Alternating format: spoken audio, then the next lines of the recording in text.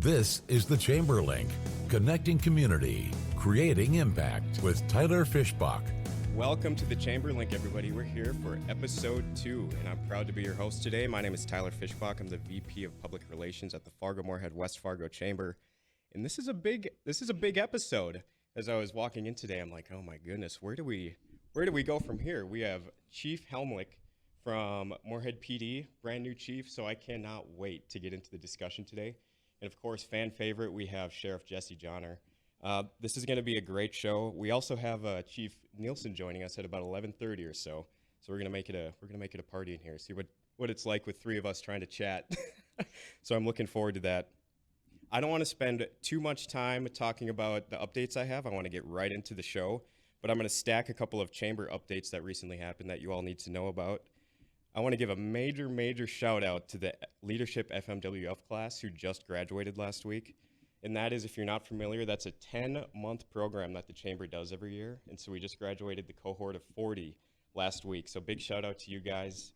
In our blog and in our magazine, coming up soon, we're going to outline all of the work they've done with their CCI projects.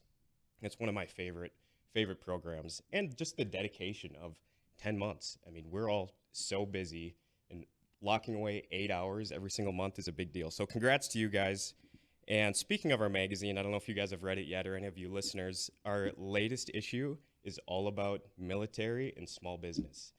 Again, this is a fan favorite. Maybe I'm being a little biased here, but I just love those two topics. And our cover story, I don't know if you two know this gentleman, Josh Seeley from Deckplate Diesel. Crazy story of a kid who left high school. He grew up in Lake Park, Minnesota, I believe. Didn't know what he wanted to do. Talked to his grandpa, who was in the U.S. Navy. And 2 weeks after graduating high school, Josh was in basic and then on an aircraft carrier for the next 8 years of his life. Wow. But when he came back, he started Deckplate Diesel. So it's just kind of that cool entrepreneurial journey of somebody who didn't quite know what they wanted to do. And now he has 9 employees. He hires vets. He works with the VA to help get them involved in diesel mechanic stuff. It is a cool read. So I was just proud, if anything, to meet Josh and meet one of these amazing people in our community. So if you haven't read that yet, read it.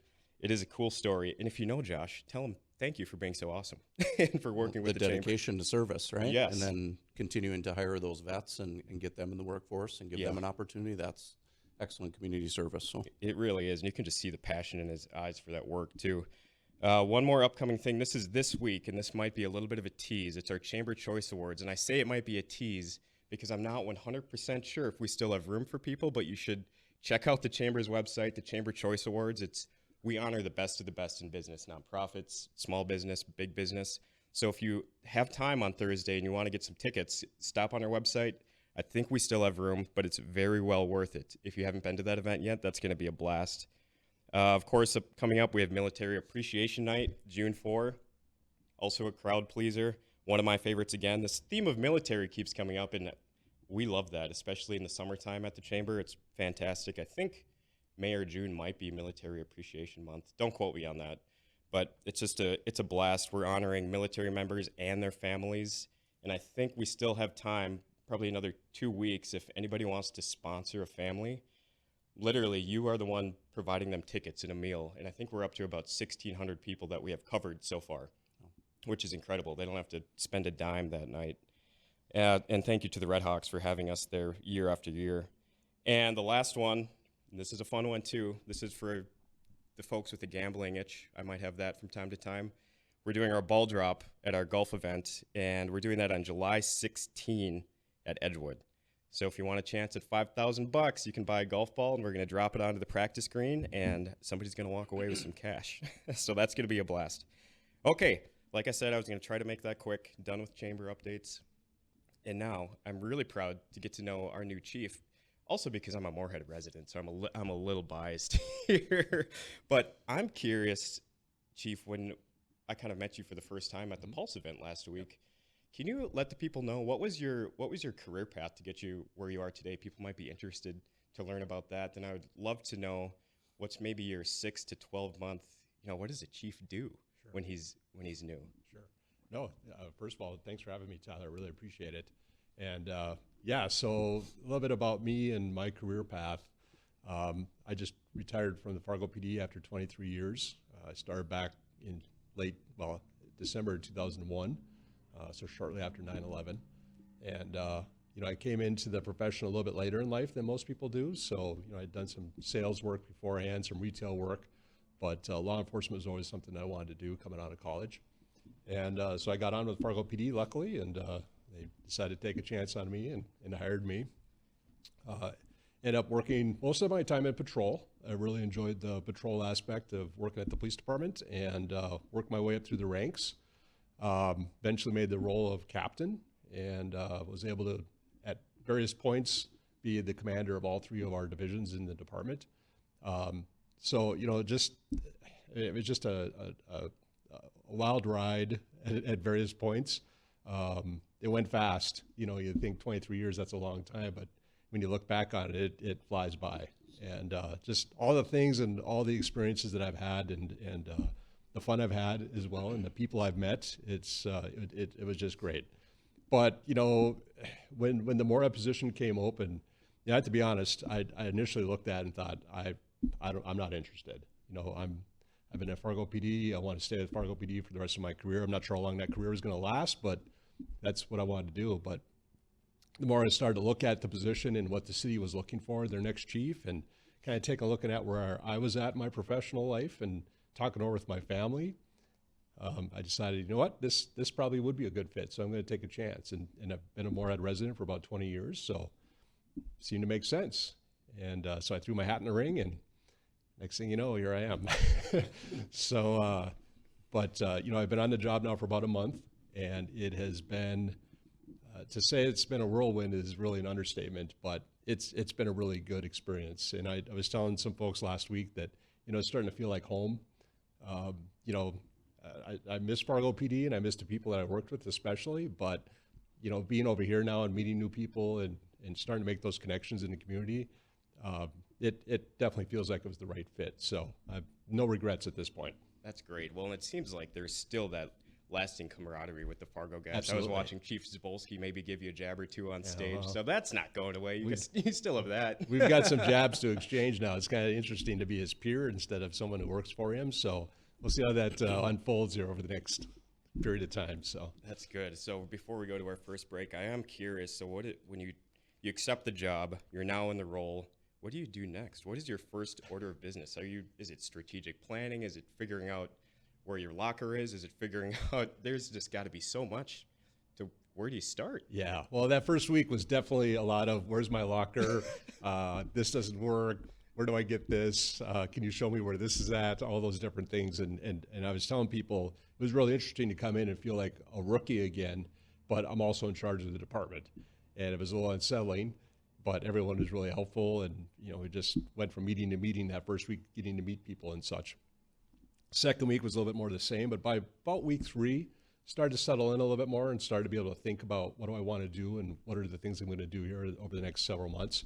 But as far as how I'm approaching this here, at least for probably through the summer, is just really sitting down with every employee and visiting with them. In fact, later today, I'll be hitting the street with some of the officers just to ride along and talk to them. And not only to hear what that was on their mind, but also just to find out how do they do things in Moorhead.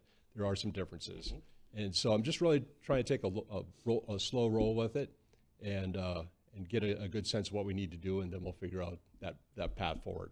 That's fantastic. And I suppose you also have people in the community kind of pulling your arm, just like I am today. Like, hey, are you free at 11? Do you want to go? Yeah, absolutely. So that's probably a lot to balance. I mean, you have your own day job, right? But I suppose a part of it, you do have to be out in the community. Yeah. If the mayor wants to go somewhere with you, if Mark Empting wants to maybe do something. Yep. So it's a big role. And yeah. I mean, just like everybody else, you learn how to manage your calendar and be intentional about it, especially when I'm setting up time with the employees, that I got to set blocks of time ahead and be committed that I'm going to try to commit to that. Mm-hmm. I mean, there's a lot of demands, but some days there's not a lot on the calendar. So then I get to just kind of sit back and study and think through what I need to think about and brush up on Minnesota law and Moorhead law and all those different things. So you just take it as it comes. Absolutely. Well, I do kind of want to get into maybe what your outlook is for the next year. I also want to ask Sheriff Jahner, how did last year go? So when we come back from the break, we'll kind of dig into those details. We'll be right back. Welcome back. We are here with Chief Helmick and Sheriff Jahner, and we were just kind of getting into what the last year looked like for these two and what their outlook is. And before I ask you a question, Sheriff, I see you have your report in front of you, and I think what we'll do at the Chamber when we post this episode, we can link your report, we'll link yours too, just so people can kind of dig in. It's so interesting to flip through those and look. But Sheriff, for you, how did things go last year? What stands out in your report or anything you want to touch on? Yeah, well, thanks, Tyler, again for getting me on. I appreciate the opportunity to get the information out to our residents, to our citizens. One thing I wanted to jump into real quick before we get that is this week is Memorial Police Officer Week, a time where we can remember those officers who made the ultimate sacrifice and laying down their lives to protect other people. And certainly in our community here, we've lost some officers, Officer Jake Wallin and Officer Jason Mosier. The evening that we lost Jason Mosier, Lieutenant Helmick was a street supervisor actually that night, and I was an assistant commander with Red River Valley SWAT. So both of us were there during that situation. A very tragic time in our community. And as I sat and kind of thought about that this week, I was reminded of just all the how hard that week was and that night was. And then of course with July 14, 2023 with losing Officer Wallin. So I want to make sure that we recognize those individuals today, and then also thank all the men and women in law enforcement that go out each and every day and hold the line, keep our community safe. So as far as our community report, or our yearly report I should say, a couple things that stick out to us. Our calls for service have been increasing pretty regularly over the last few years. When I first came in as sheriff, I think we were around 18,000 calls for service per year, and now this last year we had 48,000. So we've had a dramatic increase from 2019 until now, and there's a lot of things that contribute to that rise in calls for service. One is that our population's increasing, right? And anytime we have that, we're going to have natural increase in calls for service. But really, for us at the sheriff's office, what we've struggled with the last couple of years is jail capacity. As our community knows, our jail's been full, and that's brought a lot of additional extra calls for service to our agency. And what I mean by that is transporting our inmates back and forth from the jail to the courthouse. That generates a call for service. We've had a number of increases that way. Our civil process papers with our community growth has increased over the last couple of years. But mostly what I'm proud of with our organization is our patrol staff's really taken on a proactive approach to policing our rural communities. And each time that they go into any of our communities, they generate a calls for service for community-oriented policing or business checks as they stop in and visit with those business owners to see how things are going, if they're having any issues, if there's any way we can work with them proactively to do crime prevention. And those generate calls for service too. So on one hand, we have the increase because of the jail capacity, which isn't the greatest for us, but then we have in the paper service. But then on the other side, we also have that proactive piece from our staff in trying to come up with crime prevention strategies and really building relationships with our business owners and our community members, and that's increased our calls for service as well. So that's a number that we're proud of in that sense. I'll take that increase all the time.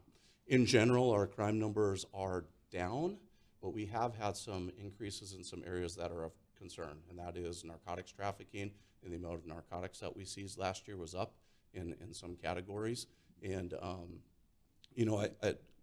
narcotics being trafficked into our community is really, from Jesse Jahner's standpoint, is attributing to mental health calls for service, because I think that addiction leads to mental health issues. Because if people are using narcotics regularly, they're not able to keep regular jobs. They might fall out of touch with friends and family, people they would normally talk to for their mental health. And I think that leads people down that path of mental health illness. And so we've been really trying to concentrate on preventing narcotics from coming into our community, because once it gets here and it falls into those hands of addiction, that just, it's hard to break that cycle. So that's something that is concerning, of course, for all of us in law enforcement in the metro area. And then the other area where we've seen a little bit of an increase is our sexual exploitation crimes, our crimes of pornography and things of that nature. And really, I think that that number that's increased for us is again associated with the fact that we now have someone designated over to our ICAC task force, which is Internet Crimes Against Children. We put someone over there 2 years ago, so they've been working on those cases specifically and targeting them more.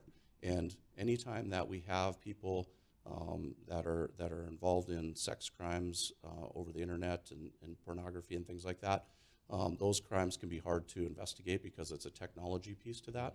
And so this person be assigned to that task force can go and get the extra training so they can bring that back to our other detectives, and it allows them more opportunities to understand how to investigate those crimes. And so for that reason, I think we've seen a rise in that number as well. Well, just in that short snippet that you gave us, I'm already learning so much about the sheriff's office that I did not know about. So I'm curious, how do you, let's even talk about the sex crimes again. Are you also interplaying with other departments like West Fargo, Fargo PD, and is it like a joint task force, or is this you separately? Yep, nope, that's an excellent question. So it's the ICAC task force, and Fargo PD has someone assigned to it. It's run by the North Dakota Bureau of Criminal Investigation, so they've got several agents assigned to it. And then West Fargo, I believe, has a part-time person to there. And yeah, I mean, most definitely our best bang for our buck in crime prevention and solving crimes is being able to collaborate with other agencies, share information, because we all work so close together. And that's why I'm happy that Chris was able to become the chief in Moorhead, right? Because I've had an opportunity to work with him for several years in his capacity at Fargo PD. And I think being able to work with him for several years and build those relationships is important to all of us, because he and I know how important those relationships are and being able to collaborate. And the river doesn't divide us, whether it's West Fargo PD, Cass County Sheriff's Office, Clay County Sheriff's Office, Moorhead PD. We all work together and we share that information, and that's how we're able to get a better handle on crime in our community. Yeah, the collaboration is phenomenal, and even just as a resident, as a community member, that I love to just see it and witness it and feel it. It makes me thankful to be a part of this community, and thank you guys for doing the work that you do. I'm curious, Chief, from your perspective, when it comes to whether it's overdoses or trafficking, what does that look like from your standpoint? And I know it's only been a month, but I'm sure you might still have a little bit of a beat on what the trends have been. What does that look like over on the Moorhead side? Yeah, it's very similar to what you're seeing on the North Dakota side. Like Jesse said, you know, the river is there, but it doesn't separate the problem, right? And so we're seeing a lot of the same similarities when it comes to the drug problem, and definitely with the internet or the pornography, child exploitation issues. Unfortunately, that, you know, and again, from my experience at Fargo PD too, is that is a growing crime, and you know, there's only so much that local agencies can do, and really relying on those partnerships. You know, we have a very similar setup on the Minnesota side as well. You know, that is a huge problem, and not just in our area, but across the country. And you know, we got to do what we can, and working together is really going to help. I don't know if it'll solve that problem, but it will certainly help us enforce the law. And so, you know, again, very, very similar issues. And again, that's one of the big reasons too that I think it's been advantageous to come in kind of as an outsider, but not as an outsider, is that I have a pretty good handle on what the issues are locally, and those are not different in Moorhead. And so again, that allows all of us as the department heads to collaborate more, because we all understand the problem and we can hopefully come up with some good solutions. Well, with solutions, speaking of that, I mean, you guys have to be fairly innovative. I don't want to say reactive, but innovative to problems that are going on, and they have to be addressed. Maybe it's not moving quickly enough as we would like it to in the county or the city. And that makes me think about your guys' hire. Was that in 2024? Your had CRO, or what was the initialism she had? The community navigator, yes. The community resource navigator. Yeah, can you explain that a little bit? Yeah, so that's been a really good role for us that we did highlight in our annual report too, because her main role is really to help reduce calls for service that are driven by certain individuals in our community, mostly with mental health issues. And what she's able to do is interface with the other service providers locally, as well as the other agencies. I mean, she's often working with Fargo PD especially to try and identify who those folks are, and then how can we get them better services, because it's really pointless for police officers to have to respond to those calls with those same individuals over and over and over again. And having her in place hopefully reroutes that and gets those people in touch with the folks that they need to. Most of the time, the service providers are well aware of who those folks are, and that's been one of the frustrations, is that, okay, we've identified who they are, we identify the need, but now what? And it's very often much more than a police issue, and but you know, that's her job, is to try and work on those problems and work with the other agencies in town to try to address that. Yeah, and I think working together, so you're probably familiar with our threat assessment, threat management team that we started a few years ago, and that's a collaborative effort with a number of agencies. The Bureau of Criminal Investigation, the FBI, the ATF, West Fargo PD, Fargo PD, Cass County Sheriff's Office, Moorhead PD, Clay County, and then we have a number of our community resource services that are tied to mental health. And so that position that Chris mentioned, and then working together with our threat assessment, threat management teams, we've really been trying to get a handle on maybe those individuals who might be experiencing mental health but going down a pathway to violence, which is really what we're concerned with, right? We don't want people to get hurt in those circumstances. And then on the backside of that, we want to be able to find services for those individuals so they can get better and they can be contributing positive citizens to our community. So Yeah, well, this is a great discussion. Thank you guys for unpacking that. We're going to let Chief Nielsen in. He's at the door. We're going to take a quick break, and then we're going to jump right back into it. We'll be back. Welcome back, everybody. We have a full house in here now. We are now joined by West Fargo Chief Pete Nielsen, so thank you for being here. Earlier in the show, we were just kind of recapping 2024. Sheriff Jahner gave us a good breakdown of some of his trends, what he was seeing, and I'm curious from your perspective in West Fargo, how did the year go? What stood out to you? Well, thanks for having me, first of all. I think what stood out to me the most would be that our calls for services have increased over the past 3 to 4 years. We've topped over 32,000 calls for service in 2024. And with that, we've had some decrease in crimes, which is good. So we've had a 6% decrease in overall crime compared to 2023, 16% decrease in crimes against persons, and then 18% decrease in crimes against property. So with the amount of calls for service that are going up and the crime that's going down, that's always a good thing. So with that 6%, and I know we maybe touched on this briefly at the Pulse event last week, and it was really curious to hear Chief Nielsen talk about your collaboration with business owners. Can you talk a little bit about the businesses and what they might be feeling if there is any rise or fall in crime, whether it's shoplifting or things just affecting business, and how can business owners or managers collaborate with you guys for a better 2025, better 2026 when it comes to that? Sure. Yeah, we had an increase in some shoplifting, which is something that I think that's gone up the last couple of years. Some of the collaborations that we have is we have the city divided into beats, so it'd be really good for the businesses to be able to get to know who their beat officer is, so they have some direct contact, some information where they can just make that phone call to that officer. And the other thing that we talk about too is if they see something, to call us. Don't be afraid to call us.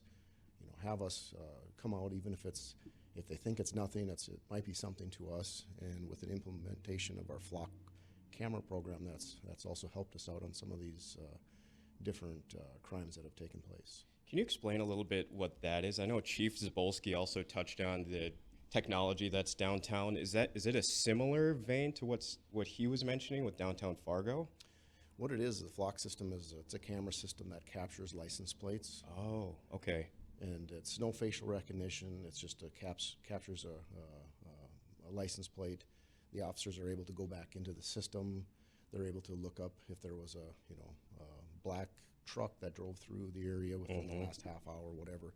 Maybe get a license plate, and at that time, help out with the beginning of the investigation onto whatever crime was happened. That's very interesting. Well, I'm sure that's just cool technology, and so you can probably go back in time almost to see what vehicle is where. That's pretty cool. I did not know that existed. Wow. I'm curious about this, and this could maybe be an answer for any of you, depending on the question. I'm a total layman here when it comes to this question. I know we also talked about, let's see, it was your metro area street crimes unit. Now, is that a collaborative effort? Can you explain a little bit about what that is and maybe some successes or what you're seeing from that collaboration? Yeah, I think, the sheriff, I think, at one point ran that division, so I could maybe refer that to him. But it's a collaboration of all the entities, police departments, sheriff's departments in our metro. yeah, Tyler, it goes back. It's exactly like Chief Nielsen said. So it does involve officers from the West Fargo Police Department, from the Fargo Police Department, the Cass County Sheriff's Office, Clay County Sheriff's Office, and Moorhead PD. And how that unit was initially started was off of rising gang activity in the Fargo area. Fargo was the start of the unit. And as Fargo kind of started diving into some increased gang activity, they realized that it was a little bit more widespread than initially thought. And so they approached both Cass County Sheriff's Office and West Fargo PD, and so our three agencies were initially the agencies on there. And then, of course, a little bit short time after, we brought on Moorhead PD and Clay County, because as we talked about, our crime bounces back and forth between all the communities, and we want to make sure that we're not driving people from one area over into Moorhead, although it'd be nice if we could get everyone into Moorhead, and that's where all the crimes are committed. But we don't want to do that to Chief Helmick, so we want to work together. But so that was the driving factor, was to get everyone to collaborate. And as that unit grew and we got a handle on the gang activity and we started seeing some decreases there, then the unit kind of transitioned to who are the people in all of our respected jurisdictions that are driving the crime numbers, and how can all the agencies work together to work on those specific individuals and kind of curb some of those main players of our thefts, our burglaries, our vandalisms, things like that. So, and that's what the unit morphed into, and it's been really successful. And as we all talk about, right, it's always good to collaborate, because if we can share resources, rather than me have 5 people in that unit and designate 5 people to it, each of us has a person on there, so it's fiscally responsible to the taxpayers in each of our respective jurisdictions, and it gets us more resources to work on one problem. So it just benefits all of us, including our community and citizens. So I'm curious with the vision of that group and collaboration, and I'm literally talking distances here. How do you get a handle on, or where do you stop for how far do you look out? Like, okay, this group is in Minneapolis or St. Paul, and we might expect to see something in a month. I mean, I'm guessing you might have to keep tabs on that a little bit. What is that like as far as what's happening in the outside world, so to speak, before it comes here? That's a great question. And, we've got great partnerships locally, but we've also got some great partnerships across the country and also with the federal partners. And so the Street Crimes Unit works very close with the U.S. Marshals, FBI, ATF, those groups. And, that really helps us expand that reach a little bit more. So, so they aren't going to stick around the Fargo-Moorhead area, but if they're going down to Minneapolis or wherever, we can work with the federal partners to try to address that and maybe investigate whatever those cases look like. So it really goes beyond just our agencies locally. We've got a lot of other partners that are helping with that. That's what makes it so effective too. Oh, that's just another cool thing to learn. And I'm kind of wowed over here as you guys keep explaining things. There's so much that goes on that probably your average Joe doesn't know or realizes when he's just driving to work, drives home from work, all of the activity and the hard work you guys are doing 24/7. Well, and speaking of an average Joe, like I'm an average Joe, how do we, as whether business leaders or residents, I hear Jesse talk about jail capacity, that's been an issue, or mental health. And sometimes as a resident, you feel kind of helpless. Like, how can we help? Because I feel like I can't do anything besides listen to you bring it up. And I'm like, oh my God, there's got to be something we can do, because odds are everybody's on board with, a brighter future, better jail capacity, better mental health, but you feel kind of hamstrung as just a normal person. Like, what can we do as business leaders to help you guys? And I don't know what that might be, just advocacy, having conversations. You tell me, because sometimes I sit up at night like, God, I wish I could be even 1% helpful to these guys. Some of the things that come to my mind is exactly what Chief Nielsen said earlier, right? Is our business owners reporting that activity to us, so we get a handle on it right away. There's been times where I've gone and done presentations within our community, and we talk about reporting crimes and visit with our citizens about how to do that. And some of them sometimes will say, I saw this happen the other day, but I know you guys are so busy and I didn't want to bother you, so I didn't call it in, right? I know I can speak for both of these guys because I've known them for a long time, and they're obviously their commitment to service and helping our community. And that is that we feel bad when maybe someone says that, because we want people to feel totally comfortable and appropriate in contacting us right away to get us that information. And I often tell people that it's better for all of us to have our resources initially respond right when the act is happening or maybe that offense is occurring than to wait a couple days later. Because if we wait a couple days later, then we might actually have to send more resources out, right? We're gonna have to send a patrol officer out. We might have to send out additional investigators to maybe comb the area, look for video footage to put the pieces back together than if we just get called there right away. So it's more efficient for us. So, we definitely don't want our citizens to think that they're bothering us. And then I think we're just all real lucky here because we have such good support from our community. I can go out daily and people will say, hey, thanks for your service, thanks for what you do in the community. And I think just our officers hearing those things really drives them to want to work hard to help our community, to help our citizens. And so I think just those basic things, in my opinion, definitely help every day and things that businesses can do. Mm-hmm. I do want to dive into, we have one more break here. I do want to touch on workforce a little bit. I know that you're proud of your guys' workforce situation in West Fargo. So I want to dive into that. What does the future look like for you in West Fargo, Moorhead, and at your office too, Jesse? I'm very curious to see what the rest of 2025 looks like and kind of what your master plans are as we look to the future with keeping that workforce vibrant and growing and coming to your department. So we'll be right back. Welcome back. We are here today with Chief Helmick out of Moorhead and Jesse Jahner, Cass County Sheriff, and Chief Pete Nielsen from West Fargo. And as we get to the close of the show here, I am very curious, and maybe I'll start in West Fargo. How has workforce been for you guys? What's been working? Maybe what's been a challenge, if any, and what's coming up next? What are any innovative ideas? I'm really curious how you keep that machine being fed with workforce over there.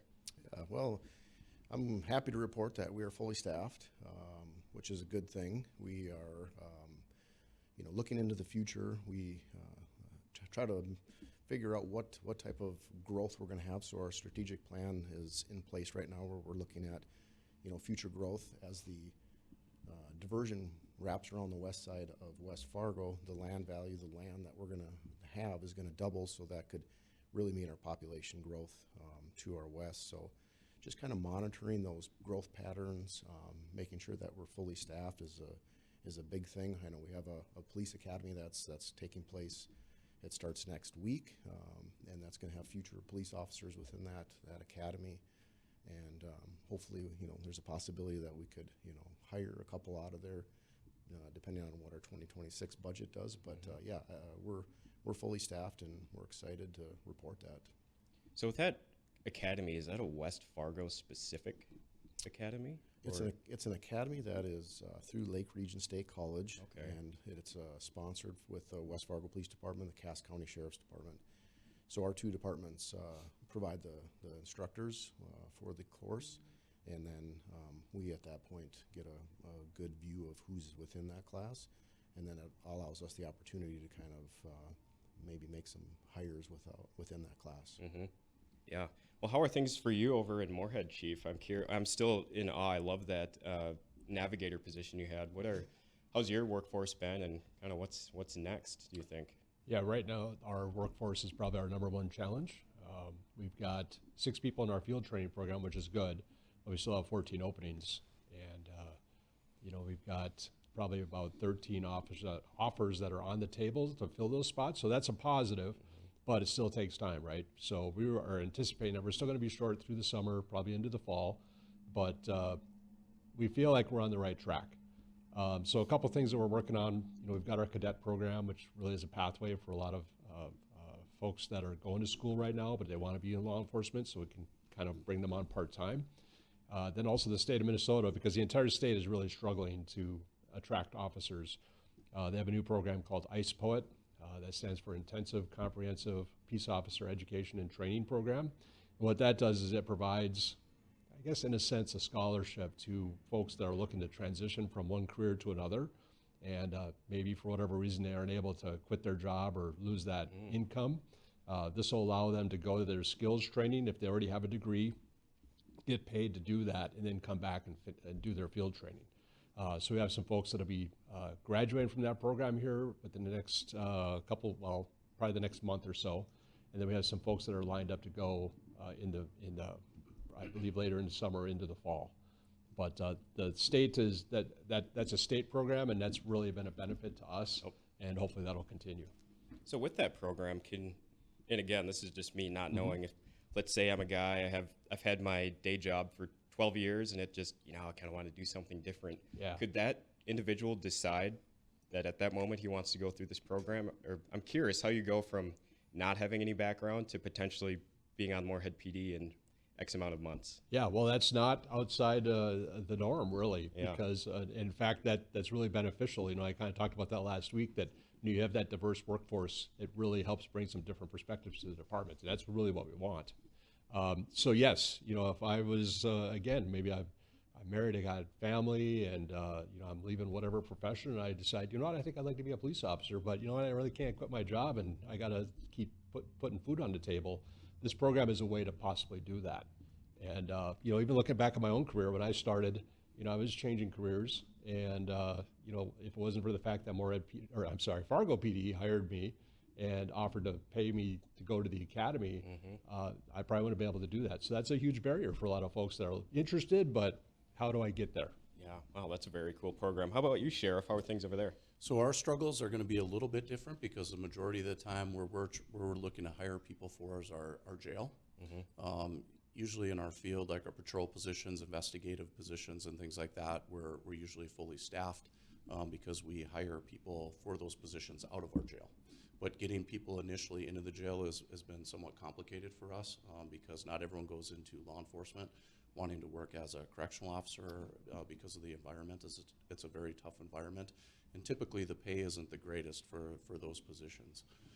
So we've struggled there, and of course with our new jail pod opening, we had to add on where we were already short, and then add on additional 30 positions that we needed to hire. But we've been taking some proactive approaches and really working hard at it. One thing that we did was I had approached our commissioners to see if we could get our pay raised in there, which needed to happen, and got very good support from our commissioners. I appreciate the collaborative effort in working with them, and they were very receptive to my ask, and they were able to increase that, and that's helped us get more people in the door. The other thing is we put together a recruiting team, individuals that not only, you know, when people call and they get their initial application in there and we begin that communication process with them, this person is continually communicating with them to keep them up to date on the process and things that they can do, and that's made people feel more comfortable as they come into our agency, and then sending people out to all kinds of different career fairs to try to recruit people that way. We've been doing that. So our agency is very large. We have approximately 247 people right now. And when we open up our jail pod, we'll have 277. So currently we're down approximately 17 people, which I look at as a win-win because at one time we were down over 30. So we've definitely made a dent in that. With an agency as large as ours, if we can get it down to 10, that's pretty good. I don't think we've ever been fully staffed since I've been here, and even prior to me coming in as sheriff. So you know, that would be a good goal for us, which is kind of what we're aiming for. But we've been very fortunate lately, and I've kind of seen a little bit of the tide turn as far as law enforcement applicants, because at one time we would maybe get 2 or 3 applicants for a position. Now we're back in that 30 to 40, which we didn't have for a long time. So we feel very fortunate that we're going to be able to fill those spots as we move forward. That's fantastic. Thank you for the update. As we get to the end of the show, I want to thank each and every one of you, not for being here today, thank you, but thank you for what you do for our community every day.